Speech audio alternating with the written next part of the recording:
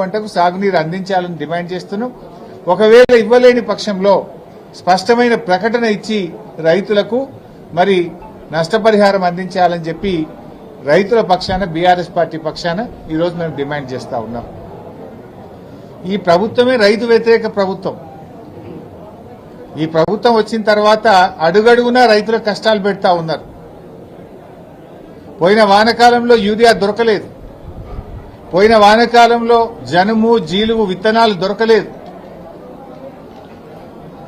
రైతులను రకరకాల ఇబ్బంది పెడుతున్నారు. ఇదే మెదక్కొచ్చిన ముఖ్యమంత్రి గారు ఏడుపాయల అమ్మవారి మీద ప్రమాణం చేసి, మెదక్ చర్చి మీద ప్రమాణం చేసి రుణమాఫీ చేస్తా 15 ఆగస్టు కల్లా అన్నాడు. ఎన్ని 15 ఆగస్టులు పోయినాయి రేవంత్ రెడ్డి? ఎందుకు ఈ రోజుకు రుణమాఫీ పూర్తి కాలేదు? కేవలం 40% మంది రైతులకు మాత్రమే రుణమాఫీ జరిగింది. ఇలా రుణమాఫీ విషయంలో రైతుల్ని మోసం చేసినారు, రైతు బంధు విషయంలో రైతుల్ని మోసం చేసినారు, బోనస్ విషయంలో రైతుల్ని మోసం చేసినారు, ఎరువుల సరఫరాలో ఫెయిల్ అయిపోయినారు, విత్తనాల సరఫరాలో ఫెయిల్ అయినారు, పంట కొనుగోలు విషయంలో కూడా ప్రభుత్వం ఫెయిల్ అయిపోయింది.